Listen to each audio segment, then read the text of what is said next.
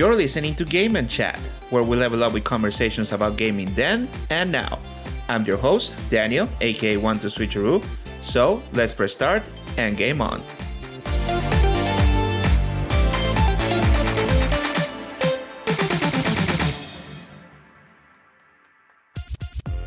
Welcome everyone to Season 2 of Game and Chat, streamed directly to your favorite podcast platform.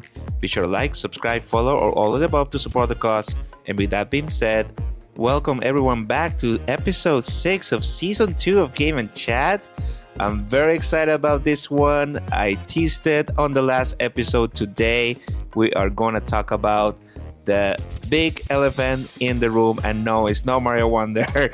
It's gonna be the Nintendo Switch 2. It's been a week, about 2 weeks since the presentation for the Nintendo Switch 2 Direct. And I think this is our very first recent events discussion we're gonna have at the podcast. And for this specific reason, I'm not alone. Ladies and gentlemen, please welcome back to my husband, Sounds by Sébas, aka Sebastian. Sebastian, how you doing today? I'm good, how are you? I'm doing good, and we are here very excited. I think we're both pretty much itching our hands to get our hands in the new console very soon. But we're here to talk about what we saw, and we're going to keep it, on the direct focus presentation, the console itself, the announcements that we got, mostly like the announcement that we're mostly excited about. And of course, we're gonna leave that all on the field. But I want to get a little bit of your first impressions about the Direct. Like, what are your immediate thoughts after everything happened? Yeah, I loved it. I thought it was great. I know there's been a lot of discourse and different opinions and everything, but I'm super excited. I loved, the console itself. I'm super excited for. There was a lot of good games that were announced that I'm excited for. A couple things that weren't announced I was hoping for, but overall, I have a very positive reaction to it. I'm excited. Yeah, I mean, I'm being no, not to put a dramatic dream in about the moment because this console has been speculated for 2022, since even when the Switch OLED came out, everybody thought that was the Switch 2 or the Switch Pro. Mm-hmm. And there's still conversations saying that was supposed to be the announcement of the Switch 2, but it never came to fruition because of the pandemic, whatever the case. It's finally here, and I share the same. I couldn't be happier with the presentation. I think it was very well paced. I think the fact that how they really ensured that they made a difference, that they established the difference between the Switch 1 and Switch 2 from the get-go, mm-hmm. which is something that didn't happen specifically when it happened from the Wii to the Wii U, and that's where the whole marketing failure started to happen. So I'm very happy that even right off the bat, we got the first game announcement, and then they started talking about the specs of the console one by one. Yeah. So that really caught my attention, and it really shows how much of an improvement is from the last iteration, which has me very excited because, funny enough, I might not be excited. I am excited about the new games, of course. They're amazing. They all look great. I'm more excited to check about all those Switch 1 games that had struggles and how they perform up here. Yeah, me too. I think there's going to be really good upgrades from the games. I know that a lot of them we spent hours and hours playing. We're probably going to spend hours and hours playing again on the Switch 2. And I think the other thing too about the Direct was there was a little bit of something for everyone. It didn't feel like it was one specific genre only, which sometimes happens in Directs. So I think it made a good presentation that way as well. Yeah, there was a little bit of everything. I mean, were you when you were thinking about the Direct before we watch it, do you had any sort of expectation? Was there anything crazy or wild or that you were expecting on the get-go? Did it came through? Yeah, well, no. It did not come true because I was hoping for Odyssey 2 or a new 3D Mario game in general. So I'm sure there's going to be one probably in the first year or the second year, but I was really hoping, but I had realistic expectations because I was pretty sure that Mario Kart was going to be the launch title and they weren't going to do Mario and Mario. You know what I mean? Yeah. I mean, of course, everybody loves Mario Odyssey 2, which we kind of got on a different way. We'll talk about that in a little bit.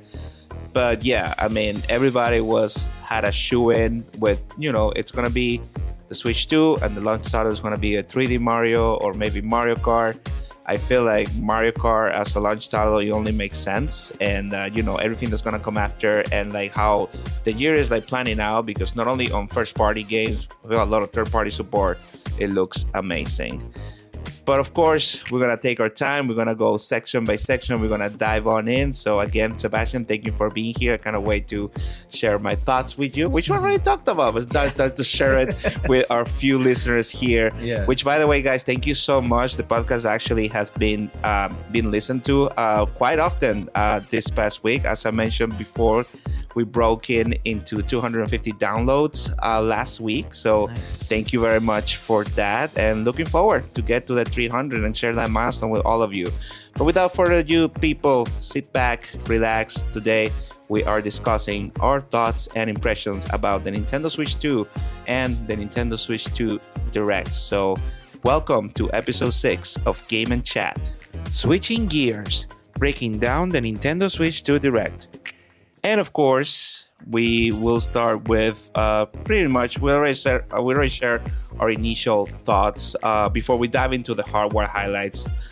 Sebastian, what were something that really stand out and like caught your attention right away for like the first probably like 10 minutes? Well, I mean, for obviously Mario Kart World. That was the portion that I loved the most, and it was the first thing they showed, basically. So even though we got that sneak peek about it, seeing it like in the actual Direct, it was a very strong start to the presentation, and I literally loved everything that I saw about it. I don't really watch a lot of like the spoiler stuff that you do, like people like speculating. That stuff drives me crazy. So I like to be surprised when I see that the stuff actually come from Nintendo. And I like the display of the system itself. I think it looks really good. It looks really premium, and it's definitely an upgrade from the current Switch. So that definitely stood out to me as well, because it wasn't like an incremental thing. I feel like it does really feel like a next generation for the Switch. And I'm really excited for the upgraded versions of the games too. Those are the three things that really stood out to me. Yeah, I mean, you said it yourself. I mean, the fact that we started right away with Mario Kart, which it was kind of like, I mean, yeah, I would say it was kind of expected, but at the same time, it's like, oh wow, you're starting with this game. Mm-hmm. Then what else do you have like stored for us, like for the future? So it kind of sets the bar really high from the get-go, especially because we see the scale of how Mario Kart is, and we're gonna dive in on that in a little bit. But yeah, I mean, just that showcase and how you open up on this like kind of like a western like highway with the music playing in the back, and especially with Mario Kart, because it's a game that, I mean, we've been playing 8 and 8 Deluxe from like more than 10 years. Like we didn't know how different it would look like. And from the first initial like images when the Switch 2 got revealed, we got a little glimpse. We really didn't see like a much of a difference then. But then this is like open. I was like, oh, okay, no, this is the real deal right now. My first thought when I saw the actual gameplay, or like what they showed us in the Direct for Mario Kart, was poor Sonic. I feel like what is it, Cross Worlds? I even forgot the name already. Yeah, well, whatever it is, I know we played like the beta or whatever, and it was fun. It was a little chaotic, but it looked really good. It had really cool mechanics, and like it was a definite upgrade from Team Sonic Racing. But I feel like they need to watch the release date, because Mario Kart is once again gonna, like, I feel like Sonic always like starts off strong and then Mario just like squashes him, and I feel like it's the same thing with these racing games, or the kart games. Yeah. I mean, at this point, I think like Sonic Cross Worlds, Team Sonic, I forgot the name again. I would say maybe it might come out maybe like later in the year. I want to say maybe like during the summertime, that kind of like the Mario Kart fever like died down a little bit, but I don't know. I mean, Mario Kart seems like to be a game that is like going beyond its limits, and it's gonna keep us busy for most of the year. I'm pretty sure about that. But yeah, I mean, it's just how it really started. But now, diving into like hardware highlights, just gonna go over a couple like points here real quick. Of course, we got the release day, of course, which is June 5th. I have my video, my 10 prediction that's gonna be late May, but I kind of had the feeling that was gonna be June 5th, and it's priced at $449 to be determined. And of course, as I mentioned, right after they showed up Mario Kart, they really went into how they showcase like the improvements on the system itself. We got the larger display, of course. We got the improved processing power, enhanced storage. I mean, we went from 32 gigabytes to 256 of internal storage, which by Nintendo standards is just huge. Yeah, that's huge. And of course, the confirmation that actually NVIDIA, which is a processor company for computers, actually did a custom chip for the Switch, which enables like the 60 frames per second. But not only that, actually goes beyond to 120 frames per second. So up until this point, I can take the difference between 30 and 60, but from 60 to 120, I don't know how that looks like. So I'm very curious to see about that. And you know, they're actually able to push to 4K on when docked. The system is docked. Is just like crazy. I don't know. I just feel weird when I talk about Nintendo and like high tech specs. You always feel like they're like behind, and technically they still are. Yeah. But to see like all these games like running and like taking advantage of this like powerful system, like I'm glad that they're catching up a little bit with today's standards when it comes down to performance. Yeah, I think the third-party developers are probably happy about that too, because they can actually put their games on the Switch. Yeah, I mean, of course, and you know, the ones that release games on the Switch One that didn't perform well, they have a chance now to improve. Looking at you, Mortal Kombat. Yeah, please, we beg you. I mean, all the hardware improvements that you saw, like when it comes down to the console, which one is the one that like stood out and like it will make the biggest difference, you think? I think the overall size of the Switch, just like the Joy-Cons are larger, the screen is larger, so the system is inherently larger. I think that it's gonna feel more premium. It's gonna feel like more of an experience, but it's not overdone either. That's one of the things. Like, we don't have a Steam Deck or any of the other, you know, PC gaming handhelds or whatever, but like I've seen them and felt them, and I was like, this feels massive. I feel like the Switch is somewhere in between. It's not tiny, but it's not massive either. So I'm excited about that. I think that like I said, it feels very premium. The only thing I'm gonna say is that I hope Satisfy, which I think they do already have a grip for it. I've become very spoiled by that thing, so I'm hoping when I get the Switch I'll also have the Satisfy grip, because I don't know if I can hold it without one. Well, this video is not sponsored by Satisfy, but if you guys want to sponsor me, please reach me out 12switcheroo@gmail.com. Thank you so much. Yeah. But yeah, I totally understand where you're coming from. I mean, we don't have a Steam Deck yet. You know, my birthday's coming out, just saying. But yeah, I mean, I like the fact that, I mean, of what we've seen of like all the hands-on previews from like YouTube videos and stuff, the overall consensus is that it is a larger screen, but it's also as thin as the regular Switch, right? But it doesn't feel as heavy as like the Steam Deck. Like, yeah, if anything, it makes look the Steam Deck is like a brick, like a bulky brick, that you could throw on the wall. But yeah, I mean, for me, I would say, like I said before, I think that performance is very important, because a lot of the games struggle like on the Switch One, and you know me, like I don't care much about like how the graphics, as long as the game is enjoyable, right? But I feel like for the last 2 or 3 years, like it already started to feel like the system was reaching out to its limit. So we really need to refresh. I do like the fact that it's bigger and the Joy-Cons are bigger as well. And of course, I have to mention, like, which is like the main feature, which is the mouse functionality that they just implemented, and like how they're able to still find a way to like surprise us with like certain things now that you can just turn the Joy-Con sideways and you know it becomes a mouse, and then like different ways to play come to fruition. Mind you, I'm not a PC gamer per se, so mouse and keyboard are not my cup of tea. I would definitely give it a shot with Metroid Prime 4, for example, which looks like the perfect game to do so. But as I mentioned on my predictions video, I'm just waiting for that Super Mario Maker 3 with mouse functionality. I think that's going to be a game changer. Yeah, that's one of the first things I thought of too, was Super Mario Maker 3. When I saw the mouse, like the speculation for the mouse, that's the first thing I thought of, was like Super Mario Maker 3 is going to be so much fun. Granted, we kind of hacked the system and got the stylus for the Switch for the Mario Maker 2, but I think having the mouse on there will be a game changer. Yeah, of course, because you can just like literally like be in your like the table on the tabletop mode and like just go with the mouse. It's gonna be easier to control and all that.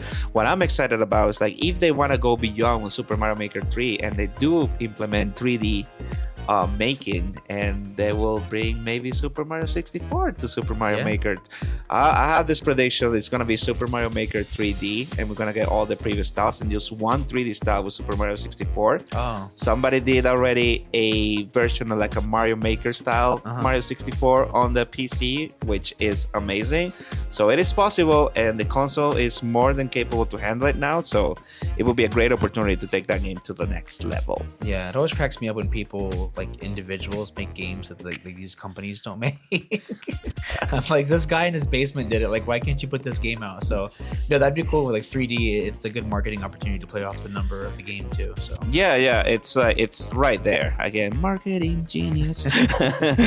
Yeah, but I'm just very excited, and of course the fact that it also is backwards compatible. I mean, it only makes sense. Like, you want to make sure you are able to play all your Switch library of games that you have, and you can transfer all over to the new system that is a new and improved version of the first system. And fun fact that I learned, the games of the Switch 1 are actually not running natively, they're emulated. Really? Yeah, so it's a choice for sure. I mean, I didn't hear anybody that played like Switch 1 games that have run into issues, at least from like the previews that I've seen.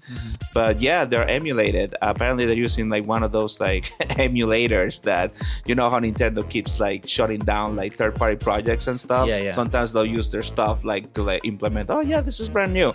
But anyway, it's just the Nintendo way. Well, now that we're at it, let's talk a little bit about like those like new specific features and services that they're introducing. Of course, we're going to talk about first the big reveal, which was actually rumored from like the mouse functionality and all that, but also for like the port that they had on the top of the console, which is the voice chat, video chat system, which name it's an object of I don't know, lawsuit. It's called game chat, people. So I don't know what you guys think about that, but I think Nintendo's been watching, and as flattered as I am, we need to talk about it. So game chat, as you guys saw, finally Nintendo got into basically what they made is like they made their own Discord server. It's a built-in voice chat feature, which is accessible directly from the console, and is basically what it does is like it will like enable voice chat and video chat while playing the games, and using a camera that you buy separately, and you can just plug it into the top of the console and it will display your image. What do you think about like this like new ways to like experience multiplayer games with people like all across the world, basically? I think it's good. I think it's really fitting for the Nintendo brand. Like the way they showcased it was very Nintendo.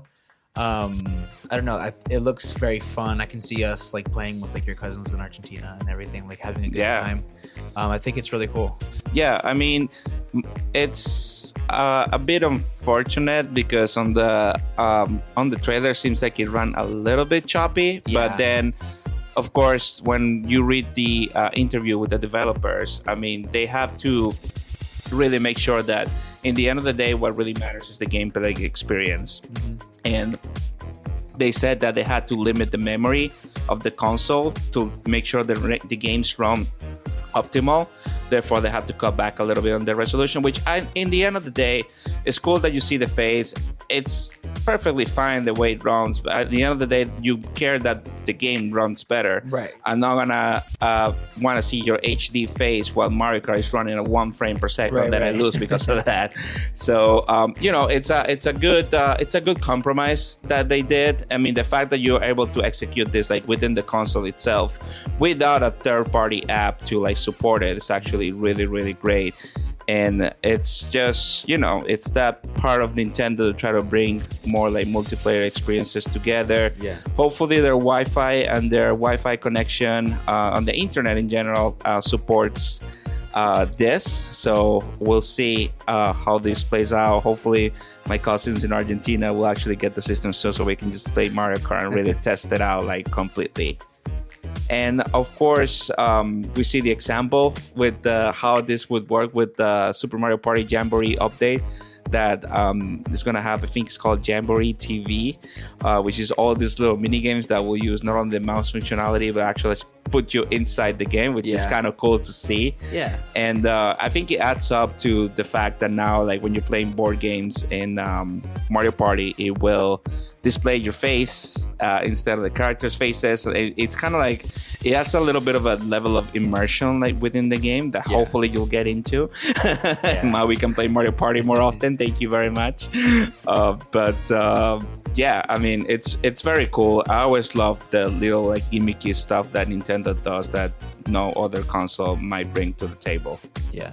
And of course, we also have another feature, which is the introduction of the game key cards, which is also one of the topics of controversy right now in the day. So basically what's happening is that Nintendo will have a couple of ways for you to sell you games, first party or third party, depending on the case.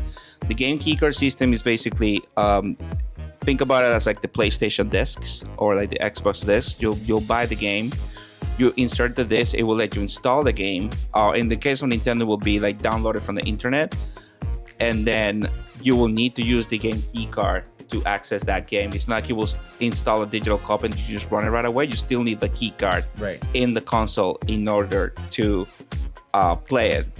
No, it doesn't sound much different than your regular game cards that we are used to. However, people are making the discussion it's like it's tied up to a download from Nintendo servers. So in the eventual scenario that Nintendo explodes, it's not you won't be able to download the games. I mean, in the end of the day, for me, it's just how the future is leading up to, and yeah, it might suck in theory, but hey, listen, at least this ones you're able to resell and reinstall with like different systems to different people, unlike other games. And there's enough something like happened with the Xbox One, for example, that you will like lend the disc that you purchase and you won't be able to install that game on the Xbox. What are your thoughts when it comes down to like all the changes that's happening with the physical media and like little by little leading towards the all digital future that people are saying? Yeah, I mean, I up until like 2 years ago still bought CDs, so I like physical media. I think it's unfortunately inevitable that it will go mainly digital and it'll be more licensing and stuff like that as opposed to actually owning stuff. So I'm a collector. I mean, as you know, at one point I had like 2,000 Funko Pops. I like physical things, so I don't love the idea of it. I think this is a compromise though, in a way. Like you still have the physical thing, even though it doesn't have like the game on it per se. At least you still get that physical token or whatever. And I feel like the boundaries are okay in terms of like you can still resell, you can borrow, you can do that kind of stuff with it still. So I think that's a positive. But in terms of like moving forward to like an all digital kind of thing, it's not my favorite idea. Yeah, I mean, it's just, it sucks from the perspective of the fact that they're trying to like change it on you, that you don't own this thing that you paid $60, now $79.99 for. But in the end of the day, it's like when people go back and forward, this goes but the same about the pricing. Yeah, we're gonna complain about how things get expensive over time, but listen, it's how the world runs. And in the end of the day, you're gonna be there day one buying the console. Like, let's be honest, half of the people that are complaining are already lining up at the Nintendo store waiting for the system to be released. So let's face it, people. I mean, in the end of the day, it's just how things work, and we just need to like move forward. Yes, we need to let our voices heard when things are certainly unfair. However, for this kind of things, we just need to be like realistic with ourselves. So like, yeah, I'm complaining right now, but like, I want to play that freaking Mario Kart game, so that's not going to stop me from getting it. Yeah, and there might be something to say too, because like in music, there's like a big revolution or renaissance, if you will, like cassette tapes and vinyl records and stuff, like new artists putting out cassette tapes and vinyl records. So it may come back full circle in a few years with, I could see a brand like Nintendo really tapping into that and maybe coming back to cartridges or releasing special editions or limited runs of things. Do you know what I mean? Yeah, of course. I mean, but if you were to put it on a perspective, like when it comes down to like all like this concern about like the pricing and pre-order, especially by Nintendo standards, like based on what you saw on the presentation and like what you do you feel like it's okay or it's fair for example, Mario Kart is listed at $79.99 instead of like Donkey Kong Bonanza, which is it's $59.99 or $59.99. Yeah. Okay. Like, do you feel like for certain games, if the game like provides enough content and like to like justify, you think it justifies like the price increase? Yeah, I do. I didn't have any qualms about the pricing of the console or the games or anything. Like, one thing I think to keep in mind is we don't know how much content they have planned for that game.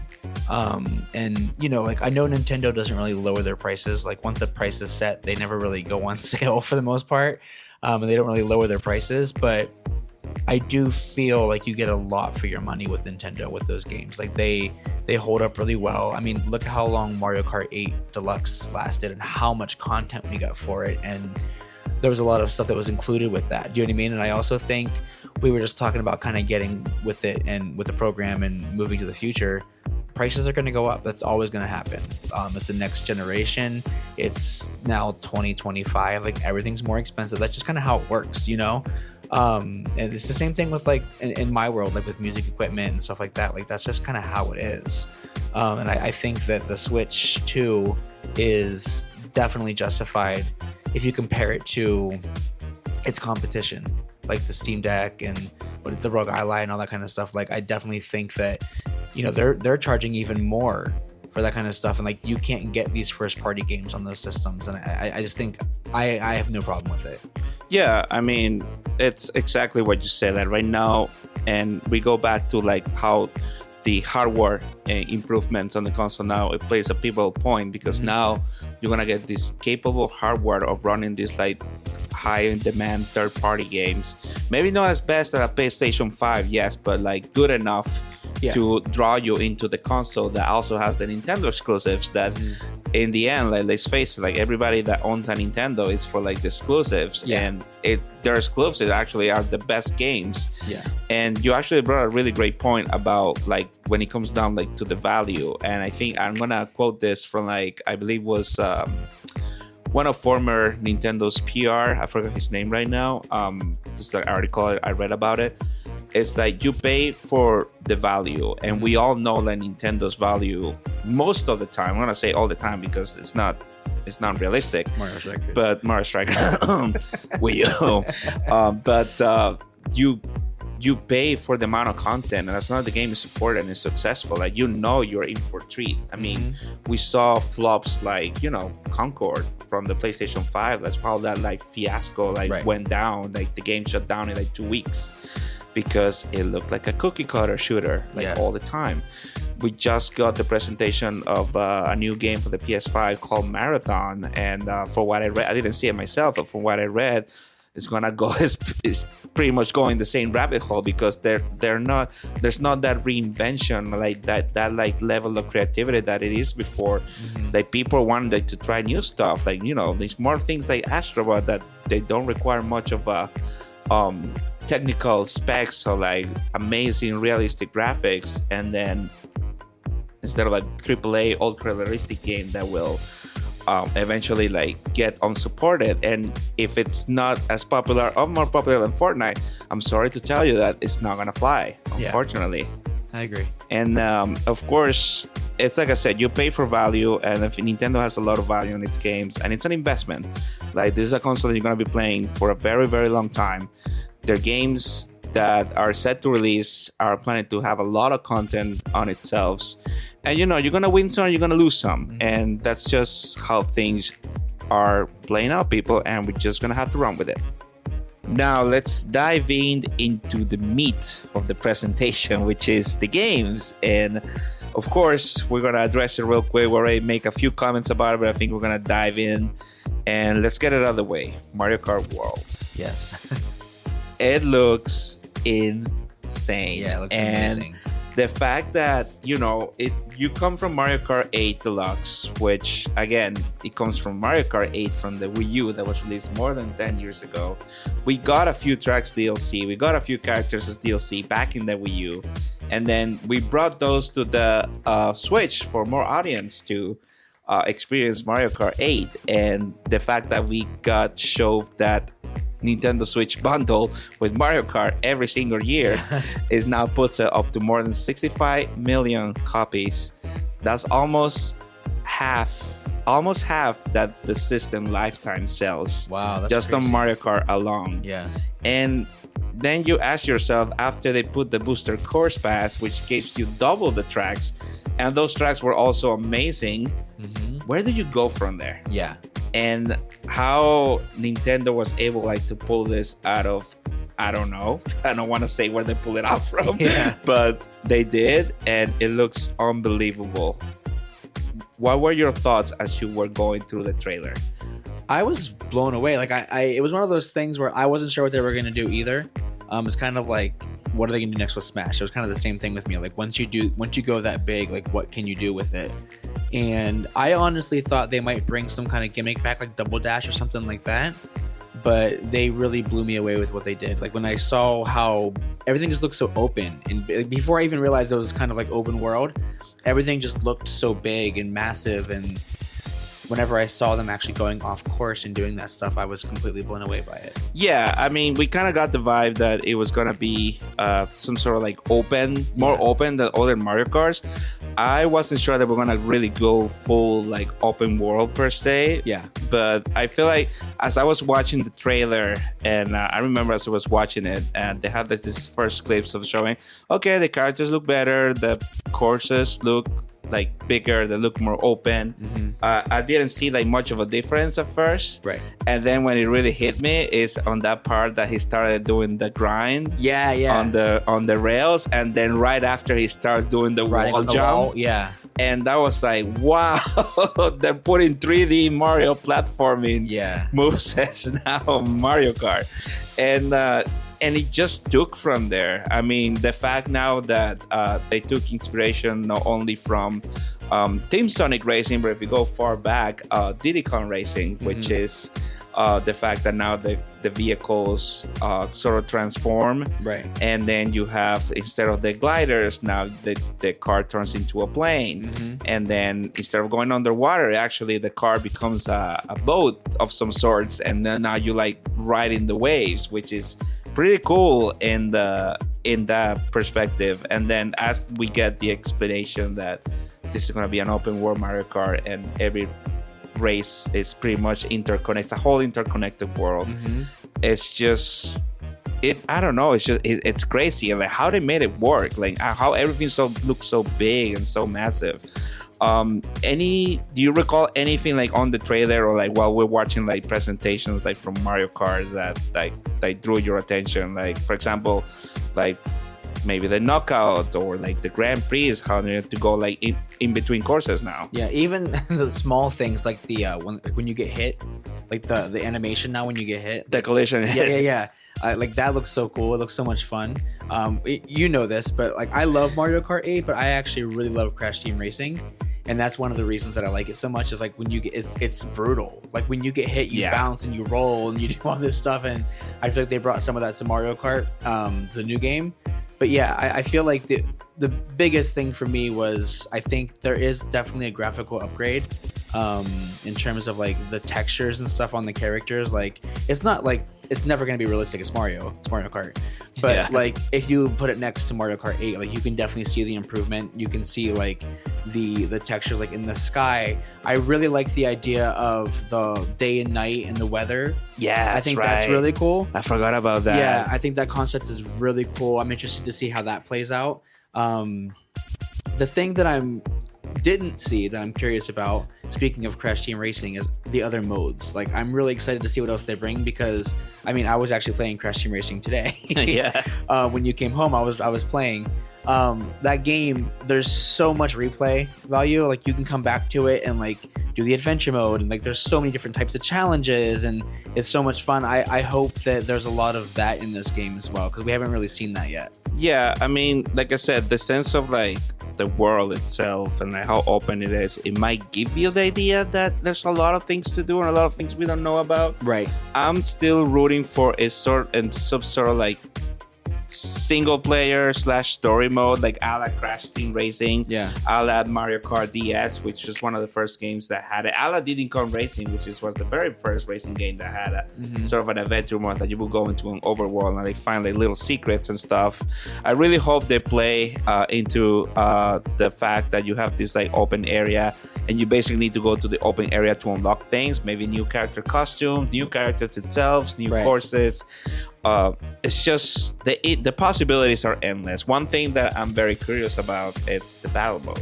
Yeah, me too. I mean, again, given the sense of openness in the world, I may have a theory that they want to kind of do sort of like a Fortnite Mario Kart situation. Oh, okay. With a bunch of people. I mean, they're still going to keep the traditional battle system that you will be able to configure it. Yeah.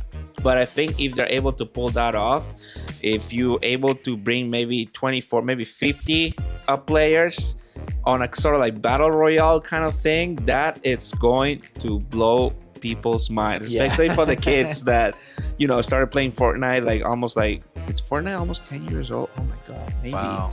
Maybe more. I don't know. I'm not sure, but it's crazy. If you bring that community into the Mario ecosystem, like it might be actually be well, no, it's never gonna be a competition. Everybody likes shooting games more, but it's just the fact that they bring that up to the table. Like, I'm really curious to see how they're gonna address that, and we're gonna find out very soon because there's the Mario Kart Direct that was also announced during the presentation. It's gonna be on April 17. I believe it's gonna be maybe 9 or 10 a.m. Eastern time. They haven't announced the time yet, but we'll look it up and we'll share our thoughts in the future. By the way, Fortnite came out in 2017. I just looked it up. 27. Okay, so almost 10 years. Yeah. Feels like forever now, especially how much that game has evolved and how it became such like a cultural phenomenon. All right, so from Mario Kart World, we move on to a brand new game, which is the Nintendo Switch 2 Welcome Tour, which is nonetheless basically a tech demo explaining you how the console is going to work out, and you know, just little mini games here and there. They got me when they showed me the game. They lost me when they said it was going to be paid. And then they got me again, but it's going to be $10. I'll pay $10 just to check it out. I feel like they didn't price out the game right off the bat because they knew people might complain about like why it's not being packed in the game. I will definitely say that I agree with the sentiment that it shouldn't be just a packing game. I mean, with the PlayStation 5, we got Astro's Playroom. It was basically like a pocket-sized Astrobot with like levels and like collectibles and things that you would do in-game. And it will showcase the capabilities of the console. Again, this is Nintendo, and you know, this is also like Japanese like world culture. They are very they value their work, they value their time, and they always feel like their hard work has to be like compensated, and that's something that we need to respect. I mean, if anything, we need a little bit of that sentiment and way of thinking here, but we're not gonna get into that. But yeah, I mean, from what I've seen, little bits of it, it looks really cool. I'll check it out. It's just $10. It's not gonna hurt, like $10 like for everybody. What do you think? I mean, it looks interesting. I will play your copy. I'm not buying it. But I think it should have been a pack-in game. I think that, like, the way I look at it is if they would have given it as a pack-in, we would have perceived it probably was worth more than $10, and we would have thought we got a bargain because it would have been free with the system.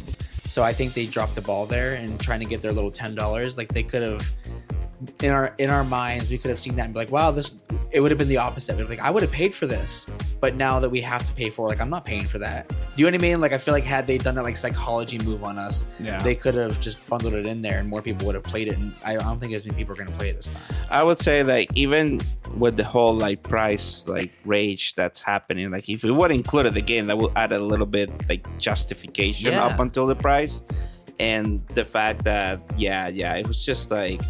And it's not even like as like a big, quote unquote, big game like Wii Sports was. And you know, the fact that Wii Sports was actually packed into the game, this was actually because of pure pressure that Reggie Fils-Aimé, the former American Nintendo president, pushed Iwata and Miyamoto to pack in the game to make sure that the Wii was a success instead of charging a full price. I think that the story would have been way more different if the Wii Sports was a paid game. But you know, like I said, it's just part of like how things like run down. Like Reggie's not there anymore. It's just move on. At least I'm glad the fact that they didn't price it out. I think if they were priced it at like $30, $40, kind of like a 1-2 switch. I mean, we already know how that went. Yeah. So that was good for the innovation of how the switch work, but we don't need that anymore. So I like the approach. I feel like the execution in terms of the pricing could have been better, if not packing game, like you said. But I mean, we're gonna check it out, and it's just like a little game. It's like those little games, like for example, on Labo, or what's it called? Game Garage. I forgot. I have the game. I forgot the game's name. Yeah, I know what you mean. Yeah, which are very nice. They're very educational games and like well done. But those are things that you can probably throw in with, like, even if you you need to be a Nintendo Switch Online subscription and you'll download this game for free. Right. They might just pull that out just to say that sorry for charging this, but hey, if you're already subscribed to our subscription service, you can probably download it for free. I don't think they'll say sorry. It's Nintendo. Yeah, they're not gonna say sorry. They're gonna say pay us more. But anyway, moving on. We're gonna move on to a game that you are very excited about and you cannot wait to play because it's your long-lasting dream. We're talking about Pokemon Legends ZA. Yeah. Yes. And again, this is gonna be I mean, technically it's a Nintendo Switch game and it's getting Nintendo Switch 2 edition. I'm gonna treat it as a Nintendo Switch 2 game because for the first time ever we are getting a Pokemon game that runs at 60 frames per second. Mind you, a first party mainline Pokemon game, not a third party or like a spin-off, like for example Pokemon Snap, which up until this day is the best looking Pokemon game ever made. But the fact that we're getting a mainline Pokemon game on a console that performs decently well is just incredible, and I cannot wait to get my hands on that. The game looks good so far, and it's coming late 2025, hopefully. I want to say maybe October, November. It's going to be around the same time about when Pokemon Scarlet and Violet came out, which hopefully their patch that they're going to get for improvements is good enough to get me on that game again. So I look forward to replay that. I know how much you love Pokemon. You love it so much that you can't speak about it. So we're going to move on. I will say just real quick though, watching you play the other Pokemon games and then seeing this one on the direct, like it does look really, really good in terms of like visuals and how it's actually playing. I won't be playing the game, but when I watch you play it, it'll be more enjoyable to watch. Well, thank you. Appreciate the sentiment. And then we also have among the first party games, I mean, we got the announcement of, this is actually very surprising, yet expected, because I didn't know they're gonna actually pull it off like very soon. And this is actually something that got me really, really hyped. Hyrule Warriors Age of Imprisonment. Yeah. The story leading to the events of Tears of the Kingdom, which Nintendo already confirmed that whatever the story is playing out on this game, it's actually canon, which lets me to believe that, you know, for Hyrule Warriors Age of Calamity, we got kind of like a what if situation. It's spoiler alert. You actually get to see how the calamity like plays out, but then something happens that changes the course of the history. So it's kind of like a branch timeline. Think about Marvel, for example. Right. But it seems like how they word this out, this is going to be a play of like all those like gaps of within the memories and the tears that you collect like on the story. It's going to fill in those gaps with this game, and I think it's like the perfect game to do it. I mean, we're talking about imprisoning war. Lots of like monsters and like warriors like fighting to defend the kingdom. I know you haven't played Hyrule Warriors or like kind of like a hack and slash game, but what are your thoughts like looking at this? Well, I want to play it. The whole reason I didn't play the other one is because of the performance of it. Like you told me I would get stressed out if I tried to play it. Yeah, I mean, it was, I love Hyrule Warriors, the Age of Calamity, but it was very rough to push through. I mean, just trying to play as Urbosa and like shooting the lightning, it will like drop the console to like 10 frames per second. Oof, yeah, it's bad. Yeah, it's bad. It's like down there with like, you think like Pokemon Scarlet and Violet runs bad? Play that game. No, but I'll probably play this game. Like it looks really cool, and I'm not much of a story-driven person, as you know. I prefer just to kind of jump in and play. But I was really invested in the story of Tears of the Kingdom, so I'll be interested to see how this game plays out. And in terms, like, it's a different game style than I usually play. I like a lot more platformers and things like that, but it does look fun to me, so I'll definitely be checking that one out. Yeah, I mean, it's just the whole story itself. And again, I am a story-driven gamer, so yes. I like to fill in the gaps, especially with Zelda. I really like to see like how some things like played out in certain aspects, especially those games like Breath of the Wild and like Tears of the Kingdom, which we don't get much of a story, more like little like clips or like memories and stuff. I still feel like Tears of the Kingdom did a better job with that than Breath of the Wild did. Yeah. So having that concept and that like backstory with Age of Imprisonment now, and that we're able to see like how Hyrule was before the destruction of even Calamity Ganon, right. Like the towns and everything. I really hope they like fleshed out on that, especially like because you see Hyrule Castle, but then Hyrule Castle is destroyed already, it's all ruins. Like I would like to see how Hyrule Castle was like with people and like fully like restored, right? And I feel like that's some of the things that we're going to look into when looking at this game, so I think it's going to be very interesting. And I think that this is the game that you should play to get into like the warrior style game, because it's something that you like played and you still play up until this day. So I think you're going to get really invested on it. And finally, out of the first party new games announced for the Switch 2 exclusively, we have, which is our quote-unquote 3D Mario of this generation. But it wasn't Mario, ladies and gentlemen. We are getting a Donkey Kong game after what? Since Donkey Kong 64, which it was at least maybe 20 years, maybe more than that. Wow. And it's Donkey Kong Bonanza. Sebastian. Yeah. What were your first thoughts the first 5 seconds of the trailer? Did you know it was Donkey Kong right away? No, because I thought it was Mario. I did not realize that it was Donkey Kong because I was expecting Mario Odyssey too. But it looks really cool. Like the game looks beautiful. The gameplay looks cool. It looks really fun. I'm going to have a really good time with it. Yeah, I mean, I do like the fact that they haven't officially said it, but I'm 99% sure it's the same team that did Mario Odyssey. I mean, looking at the gameplay on the treehouse, it just looks it looks like even like the UI, the layouts, like even like the explanation of the movesets, it's very like Mario Odyssey. Yeah. And how they did it, even when DK like grabs like the bananas and they do like the little animation, it's like it's like clearly made.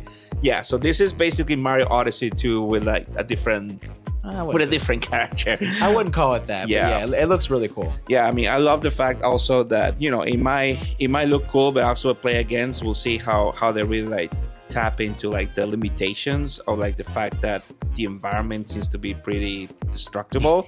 And you basically you can pave like your own path. Even looking at like previews, you would see like people would just go and start digging.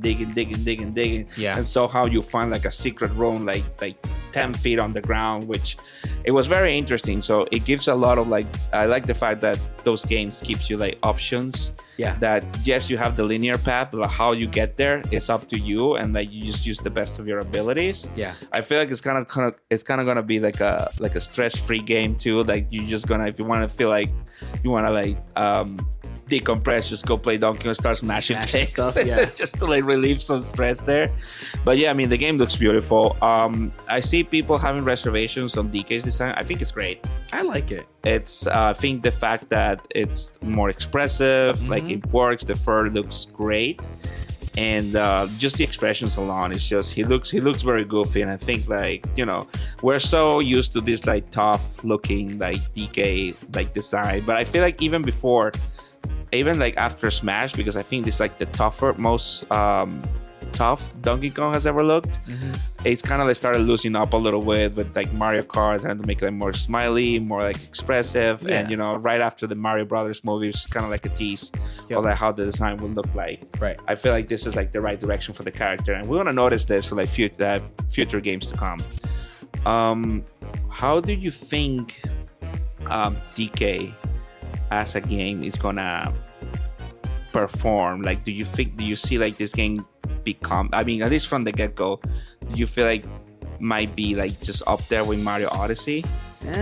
I don't know. I think it looks really cool. I don't know if Donkey Kong's. I mean, first of all, it's like Donkey Kong compared to Mario. Like, I know they're both Nintendo characters and they have a long history, but like, I don't know if you can really compare a Donkey Kong game to Mario. I don't know if he has that fan base. I think the game's probably going to be as good as a Mario Odyssey, but I don't know if like commercially it'll be as successful. Does that make sense? Yeah, that makes sense. Yeah, of course, because the name Mario is just like thrown out there. So yeah, I mean, Donkey Kong has a lot of things behind him. Like there's the Nintendo World section opening this year too. Yep. That's already like on previous, if it's not open already, on California, and then the one in Orlando. So if there's gonna be a lot of like movement on the Donkey Kong That's game, true, yeah. like behind them. So I'm right there. I'm still thinking that we're gonna get some sort of like Mario game. Mm-hmm. If not this year, on the first quarter of next year. That's yet to be announced. Yeah. So I wouldn't like cut my hopes for the 3D Mario just yet. I still have a feeling that we're gonna get something really cool by the end of the year. I just think with the Donkey Kong game though, the one thing that is not throwing me off but is different than I was expecting, because I was expecting a 3D Donkey Kong at some point, or hoping for it, but I was picturing it as a different kind of game. Like I was picturing him like in the jungle, like exploring around the jungle and doing like, all this different stuff, and more of a play on like Tropical Freeze, for example, like those levels but brought to life in 3D, kind of how Kirby did, I guess, so to speak. Yeah. So it did throw me off that he's like smashing to the ground and stuff like that. Concept is different for me, but I still think it looks really cool. Yeah, I see where you're coming from. I mean, I'm sure you're not familiar with Donkey Kong 64 either. I mean, I've seen it, but I've never played it. Yeah, but like, you know, we go to this game that it was kind of like it was a mixed bag for people, just because it's like, I mean, Donkey Kong was being developed by Rare back in the day, which is the same people that made us Banjo-Kazooie. Mm-hmm. So think about Banjo-Kazooie, but with times 10 of the collectibles, and like even like larger in like in size, and the game was like super long. I never finished the game.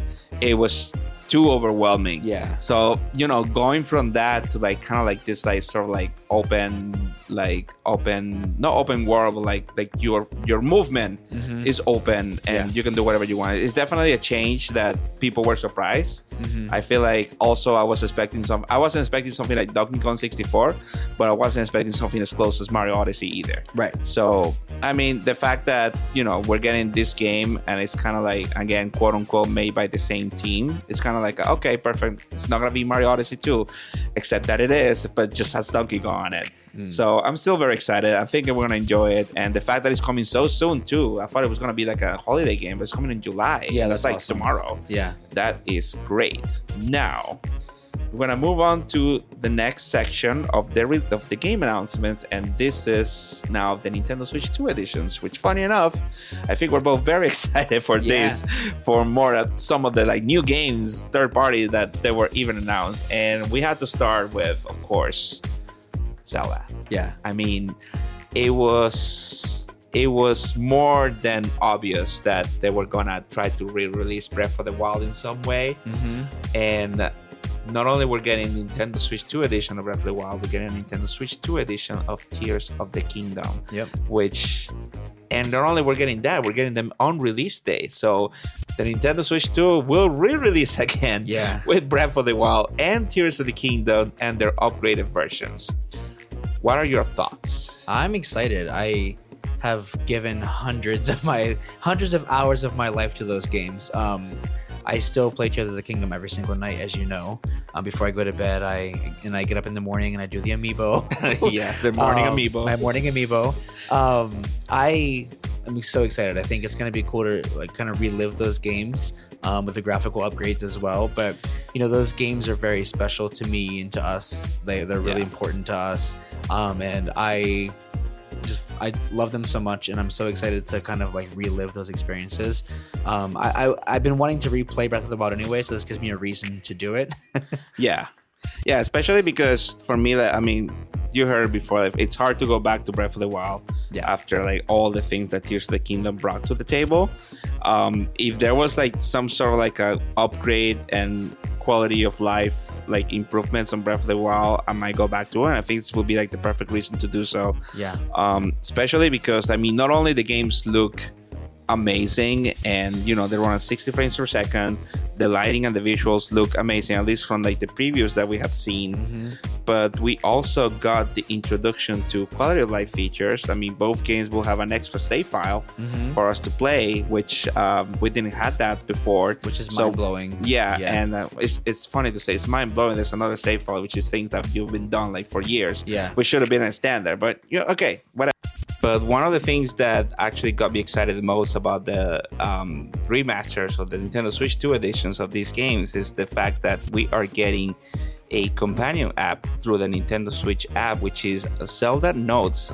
Zelda Notes is basically, it's going to be a companion app that you can use to link Breath of the Wild and Tears of the Kingdom, and it will provide some features like you will get basically like your own map of Hyrule there with you, pretty much like a GPS. They actually have like a voice guidance, like it will like take you to like certain places as you were driving through the I-95, which is crazy. And the fact that they actually brought this like utility, because I mean, let's face it, nobody uses the Nintendo Switch Online app like for anything. So the fact that they bring this in order for us to actually use our phones and like be able to like interact with the game, and how seamless it seems like too, because there's a lot of things that you can do with this. I mean, you will get actually a sort of like directory, and you can see like what you're missing in the game, which you didn't have that before. And it could track like information on how many enemies you defeated of a certain type, how many shrines you're yet to find, how many Koros you're yet to find. But also, and this is something that excites me the most, is like now you kind of have like a tour guide through Hyrule. So every time you visit a landmark or like a very specific location, you will have most of the time Zelda, but you'll have like other characters like telling you a little bit of the story, which again adds a little bit of extra lore that the games didn't have before. So I'm sure the Zelda historian enthusiasts out there will be very excited to dig into this. What are your thoughts on Zelda Notes? I'm excited for it. I think it'll be a good opportunity for you to finally find some Koroks. Yes. And catch up to me. Oh my God.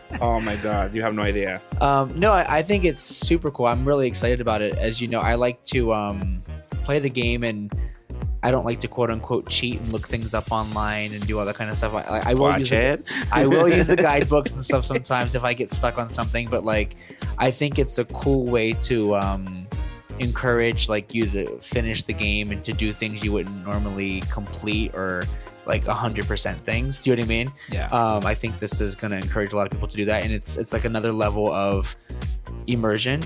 And it's like a modern take on, I mean, I kind of look at it as like having my own little like Sheikah slate. Yeah, that's true. Yeah, it's just like, I think that's a cool aspect of it. It just makes me want to go back to the game and see what interesting things it's going to tell me. Like I'm going to go back to the games anyway, but this is another reason why I want to go back to see what that companion app's going to do.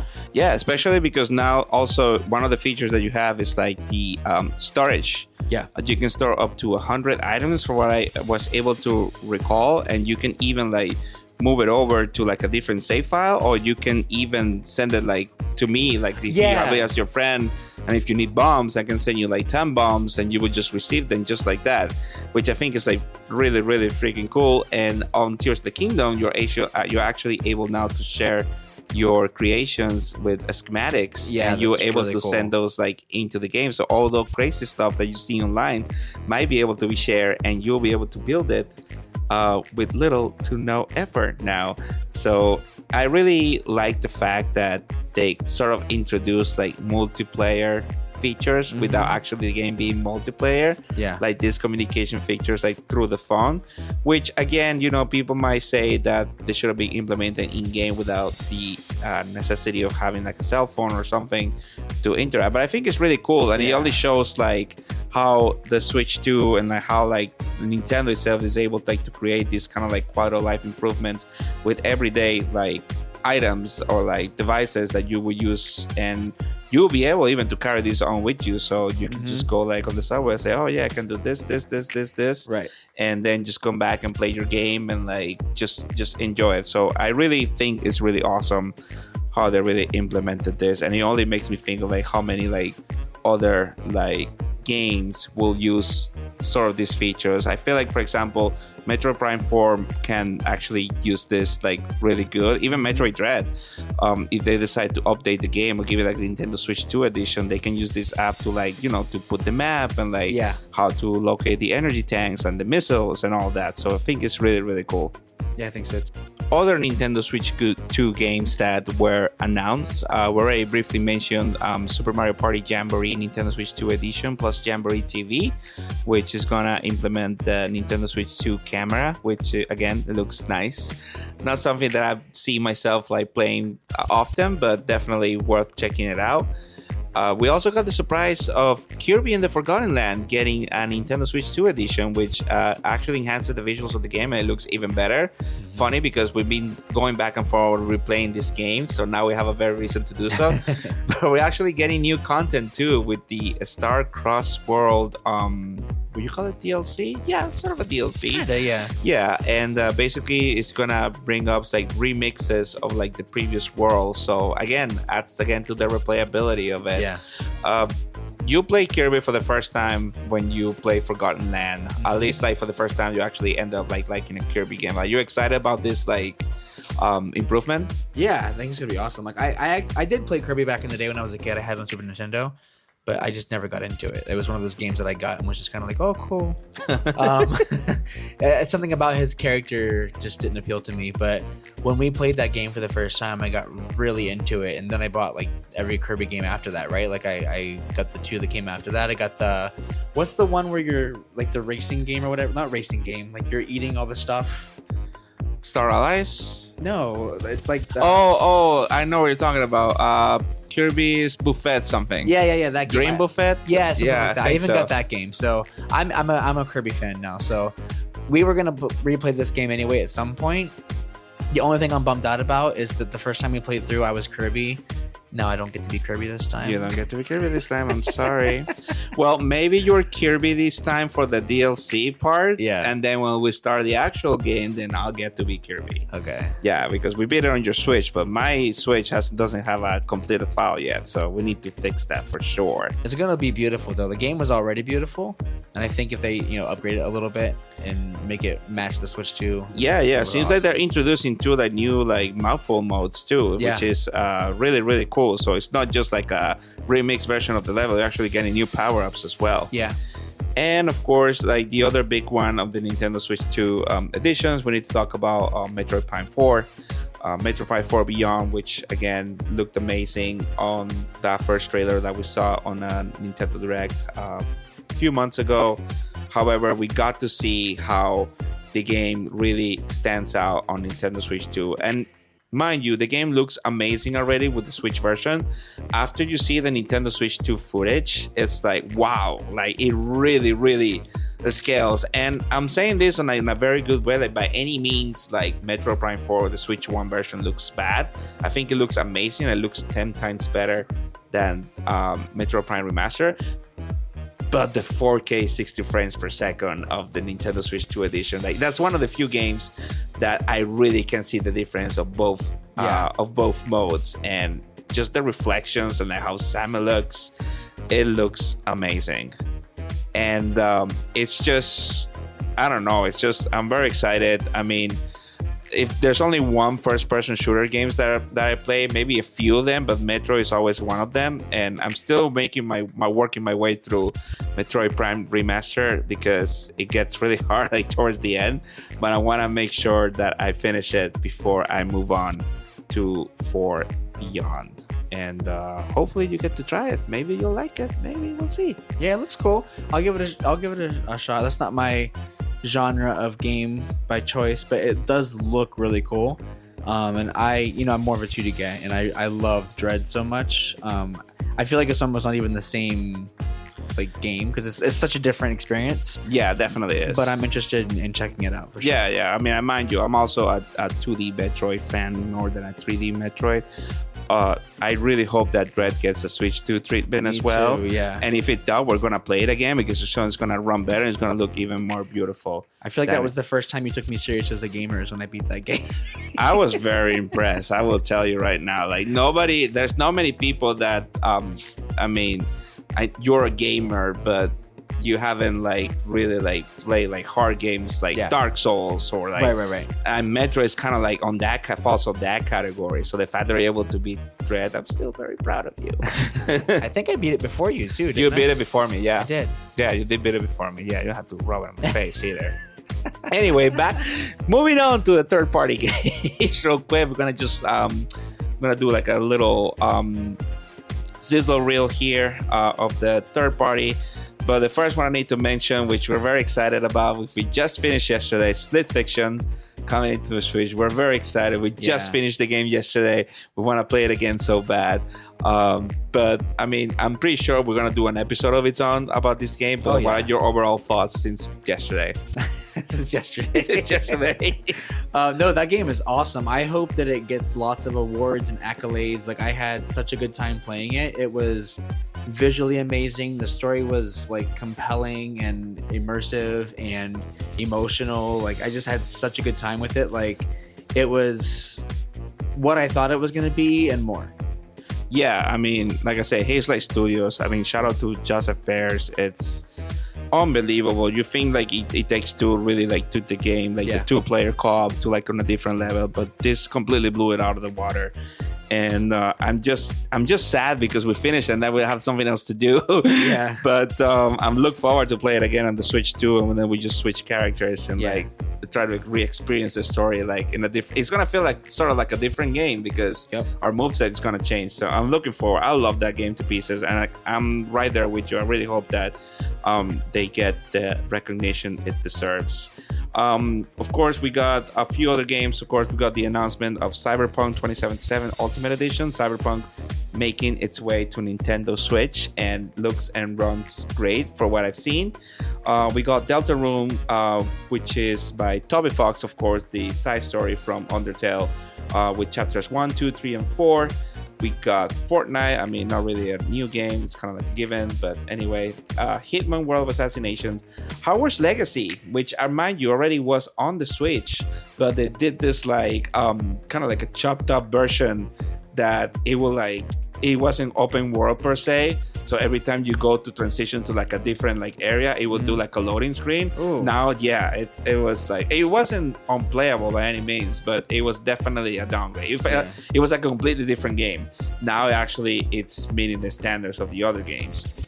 Among other things, again, this is going like by memory, Street Fighter 6. Yeah. Which we're actually very excited too. I mean, we liked that game and we played it on the PS5. We always find ourselves like, I wish we was on the Switch so we can play a little bit more often. So now we're getting that wish granted. Words on the street are saying it's running better than the Xbox Series S, which gives me a lot of hope that the game is actually going to run great. So I look forward to get it again and actually like invest a little bit on like its characters, and you can still kick my butt with Manon. And then of course we got another games like Yakuza 0 Director's Cut. We also got Shadow Labyrinth, which is the Bandai Namco game that features this kind of like a roguelike Metroidvania featuring Pac-Man. Wild Hearts, Story of Seasons, Grand Bazaar, Daemon X Machina, Titanic Scion, which again, another sequel that I wasn't expecting to be coming out for Daemon X Machina, which came on the Switch, first of all. We also have the Tony Hawk games, the new ones, Pro Skater 3 plus 4. And of course, we also got Professor Layton and the New World of Steam, which is coming out very soon. For those fans of the Professor Layton, I've been waiting for years for new games since the 3DS. Hope you guys are ready for it. And of course, we talk about Star Wars Outlaws coming also from EA. But one of the biggest surprise on the whole thing, which gets me excited, actually, first of all, Hades 2 looks amazing. We also get Elden Ring, which is one of the first third-party announcements, and we finally get to play Elden Ring on our Switch. This is a game that I've been going back and forth, but I think I'm ready to play it now, so hopefully the Switch 2 will be the best experience for it. And of course, my personal favorite, Final Fantasy VII Remake Integrate, which finally we get the remakes on the Nintendo Switch. Mind you, I haven't finished Rebirth. Hopefully I can beat it so I can replay Remake on the Switch 2 very soon. I'm just very excited. And this only is just a piece of like how much the third party are supporting the system, and it's very exciting. What do you think about this whole like third party like explosion that the Switch 2 just like released, even like before the announcements, and like how many we're getting actually day one too? Yeah, I think it's awesome. I think that a lot of people have issues with like exclusivity and things like that. But when I grew up, like it was one of those things where like you had a Nintendo for these games, you had a Sega for these games, you had a PlayStation for these games. But I know like I'm a big advocate of kind of both. I think that like Nintendo games should be on Nintendo's platform, but I do think for people that only have like the one console, these are a lot of great titles that are coming to the Switch 2 that are actually playable versions. Because, you know, let's look at Mortal Kombat 11 or Mortal Kombat 1, which I was devastated about. Luckily, I have a PS5, so I was able to play them on there. But if that was my only system, it would really suck. So I think it's really cool that these games are more accessible now to people that are going to have a Switch 2, that they can just get their Switch 2, enjoy all their first party Nintendo games, but also still play some of these bigger other games too. Yeah, definitely. I mean, it's really cool to see, especially because when the Switch 1 came out, it was just Breath of the Wild, and then the third party games that we had was like a Bomberman game and Snipper Clips. That was like the three games that we had to like Snipper Clips. Yeah, so basically we just played Breath of the Wild. I mean, we love Snipper Clips. I think it was a really neat game. Yeah. I really hope they make another one. But yeah, this whole like third-party blast just right off the bat, it's a really good momentum that Nintendo itself and that the Switch 2 needs in order to stay relevant. And, you know, the fact that, you know, two other games that made an appearance was, first of all, Hollow Knight fans, Silksong is real. Apparently it's been rated already, so it's coming out this year, hopefully. So you guys can take off your clown clothing and actually be real gamers now. There's like a thing that they dress as a clown because they think Silksong is gonna be showed up on any presentation. It never shows up, so they finally can relax. And we got a Nintendo Switch 2 exclusive from Software, which is called the Dust Bloods, which for what it seems is like a kind of like a call to Bloodborne 2.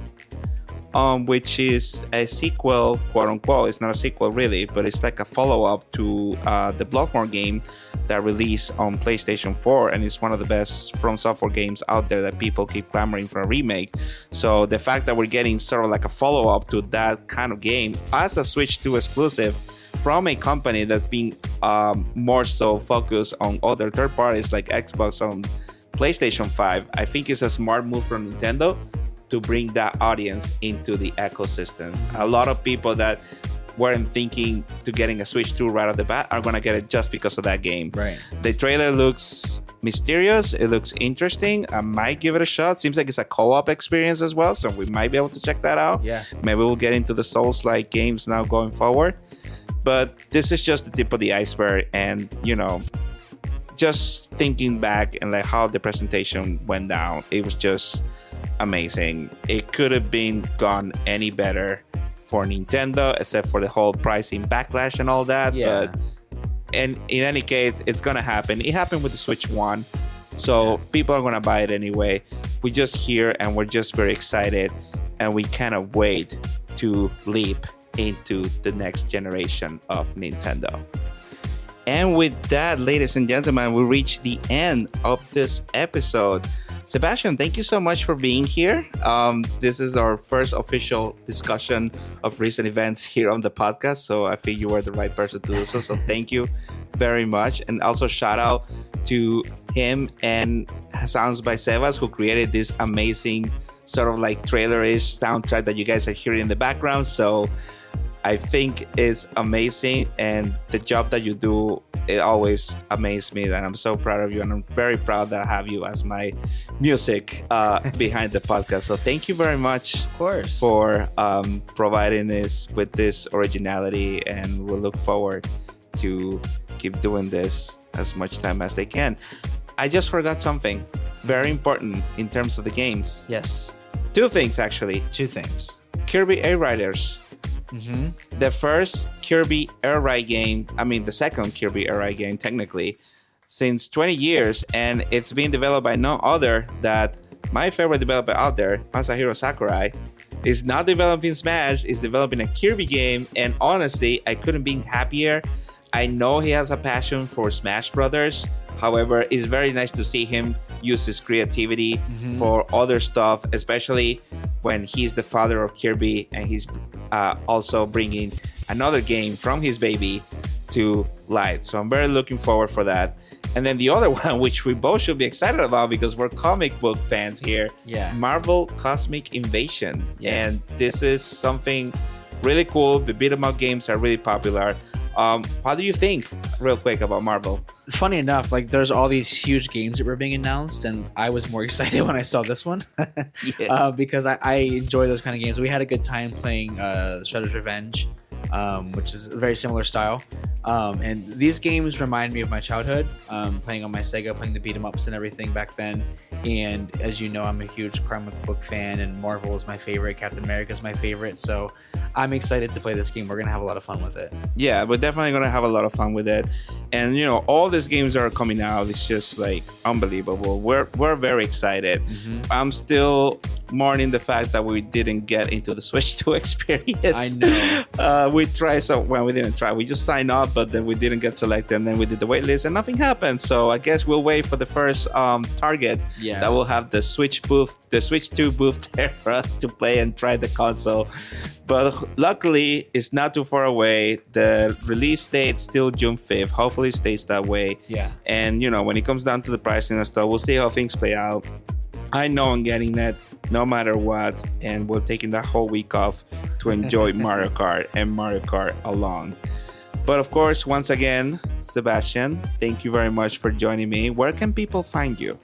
You can find me on Instagram at Sounds by Sébas. And you can also check out my website at soundsbysebas.com. I have all of my music on there, from gaming music to songwriting services to hip-hop production. And you can actually find all of the music from this podcast on there as well. Definitely check that out, guys. The music is amazing, not only for the soundtracks of the podcast, but also for his other projects. Again, he is amazing on what he does, and hopefully this is just the first thing of many things for our future. But anyway, people, thank you so much for listening, everybody. I really appreciate every single one of you. Every time I make an episode, it reminds me of how much I love video games, and I love even more to share it with you all. So I hope to see you guys on the next episode, which will be coming very soon. It's going to be a little bit out of the blue, so please bear with me.